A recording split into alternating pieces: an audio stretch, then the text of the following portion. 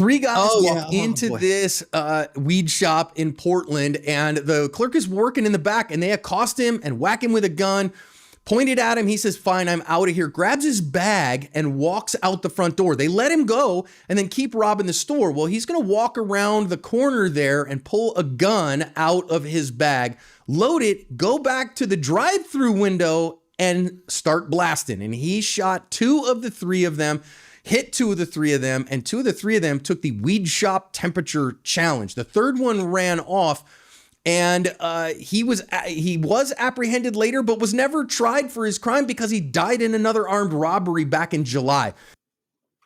Wow. Big fact. So the third guy that got away was never tried because like 6 months after this one, he died. He got shot to death in a more different armed robbery. Lucky Gunner is my recommended trusted provider of freedom seeds for range or defensive use. In stock, good prices, and rocket fast shipping are why I go back again and again. Because of new guidelines, I can't link their site or say it, but you're smart and you can find it with a simple Google search. Stick it to the man by paying them a visit today. Yeah, so, okay, here's what is Truth 9. Listen, do you want the ability to protect your property? So he was not acquitted because he had the right to protect his property. He was acquitted because he stopped a violent felony in progress. And here's the thing, like so do you have the right to protect your property? Of course you have the right to protect your property. That does not give you the right to use deadly force to stop your property. We get this idea of I should be able to kill anybody who threatens my property. Well, I mean, when you take that to its extreme, the 12-year-old stupid kid that steals a pack of gum at the liquor store, I should be able to kill that kid for stealing a pack of gum at the liquor store. And that's, I mean, it's just immoral. There's no way around it. I don't understand why people don't get that there's something else other than deadly force to protect property, Mike. Yeah, I'll add this to that. I understand that people are frustrated. Again, this is also, if you watch enough Fox News, then the world's on fire all the time, and everyone's being murdered by illegal aliens 24 hours a day, and there's constant crime, and no one's being prosecuted. Look, some of those things are happening, but it's not, again, 24-hour news cycle. We weren't meant to know everything that's happening all over the world all the time, right? That's not a natural thing. This is a new thing in human history, and I think that because of that, people are like, man, nobody gets prosecuted. Nobody, no one goes to jail anymore. Nobody gets punished for their crimes, and we're sick of it. And we want to protect our property, and we should be able to blah, blah, blah. And I'm like, if that's your perspective, I understand your frustration. However, do you feel like protecting the weed shop, people get frustrated because these guys are out doing their crimes, right? Do you really believe that the best course of action was for that guy to go back there and start blasting away through the window? I don't. For a number of reasons, not the least of which is the obvious outcome for him was he had to spend a bunch of money and spend a year in jail. I think personally, if that had been me, I've been robbed at gunpoint. Had that been me and I was let go, I think I would have gone and around the corner and called the police, said, this is what's up, and prevented a year's worth of jail time and anxiety. Your life's never going to be the same after spending a year in jail and going broke defending yourself with a defense attorney. Your life is ruined for the foreseeable future. And don't forget, man, jail sucks. Jail is not fun. I've been in probably 100 different detention facilities. It's stinky. It's awful. It's loud. It's cacophonous all night long. Jail's terrible. And if you can avoid going to jail, I recommend it highly. Yeah, let me get a couple of comments here in the comments. JC Finley said the grand jury no-billed the Houston taqueria case shooting, and he likes that grand jury. Yeah, again, the prosecutor gets so the one thing in Texas, every homicide has to go to the grand jury. It has to go to the grand jury. So that's one of those cases where it looks like the prosecutor was like, yeah, I don't think I can get a conviction on this one, so we probably ought to just let it go. And the grand jury saw that, and so that's good. So remember, a grand jury doesn't have to be unanimous. You got 24 grand jurors on there. Only 13 of them have to say, yeah, there's probable cause to proceed here, and that brings a bill of charges, okay? Yeah, there's all that stuff. Tim says, people complain about qualified immunity for police, but prosecutors, judges, and politicians have it. Au contraire, Tim. Prosecution, judges, and politicians do not have qualified immunity. They have absolute immunity. they don't have qualified nothing. Their immunity for their charging decisions and the judges' decisions in court and the politicians' work in passing laws has absolute immunity attached to it. They cannot be sued in any civil court for what they do. Simple as that. So they have actually quite a bit more than police officers do. Yeah, I mean, there it is. Eric asked, does this fall under lawful but awful? Yeah, I think it is. I think it's one of those lawful but awful things. I mean, I don't know that I'd go so far as to call it awful. It was lawful but unwise. He put himself back at risk of deadly harm, and it was a bad risk management is what it was. And look at what the risk cost him. It cost him a year of his life, more than that, because it's not like he just jumps out of jail and then goes back to his life and goes back to work and everything's fine. He's out, like I say, probably at least $250,000, has spent a year eating government provided bologna sandwiches. And the trauma of being in jail for a year is insane. Like, people don't think about that. They're like, yeah, it's totally worth it. Dude, that's said by somebody who has not spent one night in a jail.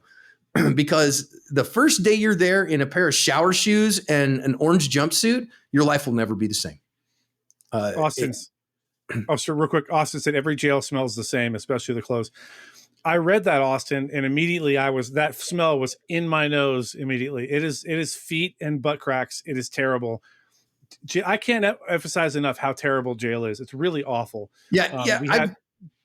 I haven't been in there as much as you have, but the few times I have, like when I was in my pastoral role, I'd get to make visitations sometimes for people. If the smell, so I liken it to Neil and I had an experience once of a hotel in Lubbock, Texas, and Neil described it as if feet had buttholes.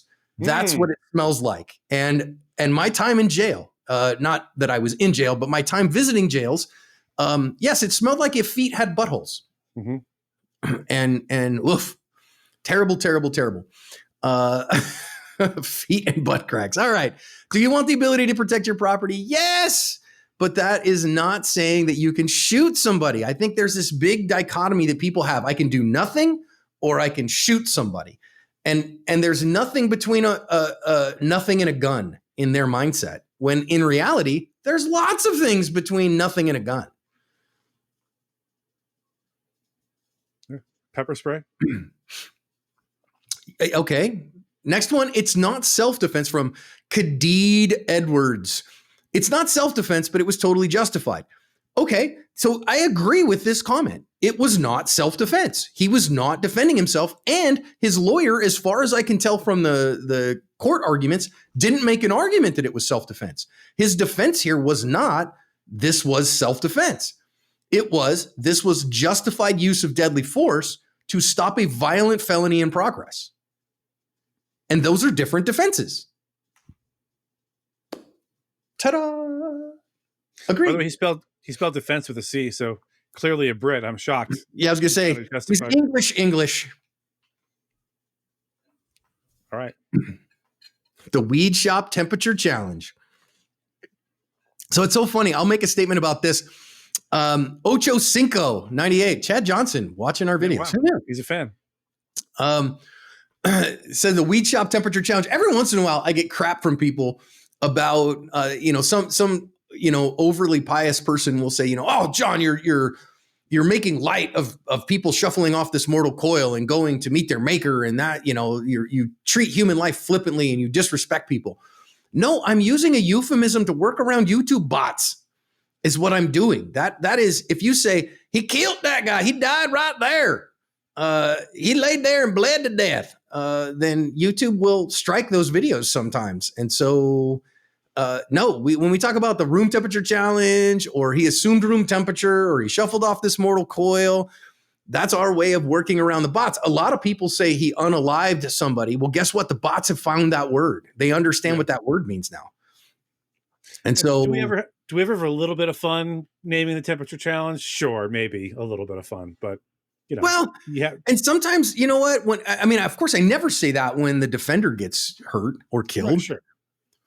And sometimes, shame upon a ne'er-do-well is okay. Like, dishonor on you, dishonor on your family, dishonor on your cow.